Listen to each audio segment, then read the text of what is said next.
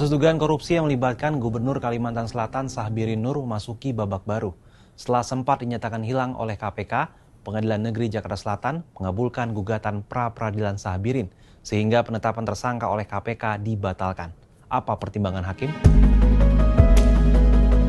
Hakim Tunggal Pengadilan Negeri Jakarta Selatan Afrizal Hadi mengabulkan permohonan pra-peradilan Gubernur Kalimantan Selatan Syahbirin Nur Selasa 12 November 2024. Hakim menyatakan bahwa perbuatan Komisi Pemberantasan Korupsi atau KPK yang menetapkan Syahbirin sebagai tersangka merupakan perbuatan sewenang-wenang karena tidak sesuai dengan prosedur hukum. Dalam pertimbangan hukumnya, Hakim menilai permohonan pra-peradilan Syahbirin dapat diperiksa sampai pada substansi perkaranya karena penyidik KPK tidak menetapkan tersangka dalam daftar pencarian orang. KPK juga dinilai tidak serius dalam melakukan pemanggilan terhadap Syahbirin Nur. Namun, permintaan agar Hakim memerintahkan KPK menghentikan penyelidikan dan penyidikan terhadap Syahbirin Nur tidak dikabulkan. Lantas apa tanggapan KPK terkait putusan ini?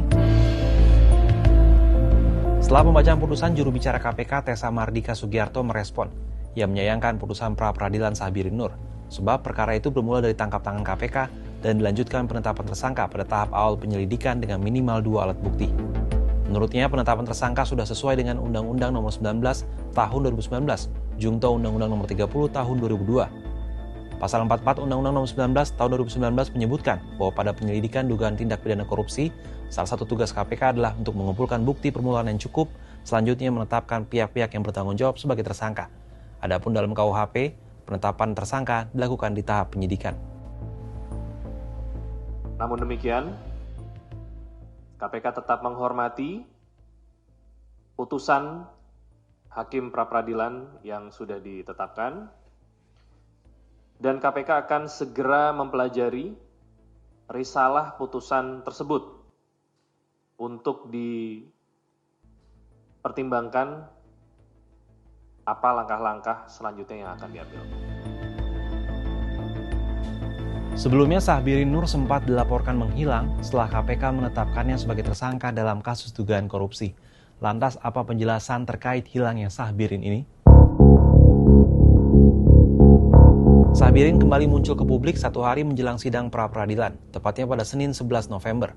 Ia memimpin apel pagi di jajaran pemerintahan Provinsi Kalsel. Ini merupakan kemunculan pertamanya setelah KPK melakukan operasi tangkap tangan di Kalsel dan menyita uang senilai 12 miliar rupiah pada Minggu 6 Oktober. 2 hari berselang, KPK menetapkan Syahbirin sebagai tersangka. Syahbirin disebut menerima imbalan sebesar 5% untuk paket pekerjaan di Dinas Pekerjaan Umum dan Penataan Ruang Kalsel. Wakil Menteri Dalam Negeri Bima Arya Sugiarto pada Selasa 12 November di Jakarta mengungkapkan akan segera meminta penjelasan kepada Syahbirin terkait hal ini. Ya, kami kan sudah menunjuk pelaksana begitu ya, supaya roda pemerintahan berjalan begitu. Nah, kalau kemudian beliau aktif kembali, maka tentu akan dilakukan penyesuaian dan meminta keterangan langsung dari yang bersangkutan begitu. Kemarin kan karena keberadaannya tidak diketahui, ya ketika kemudian aktif kembali ya pasti akan dilakukan penyesuaian dan meminta penjelasan dari beliau. Publik mengikuti perjalanan hukum atas kasus korupsi yang membelit Syahbirin Nur. Akankah hukum bisa diterapkan kepada semua orang termasuk pejabat? Gimana menurut sahabat Kompas? Bagaimana akhir kasus Syahbirin Nur kelak?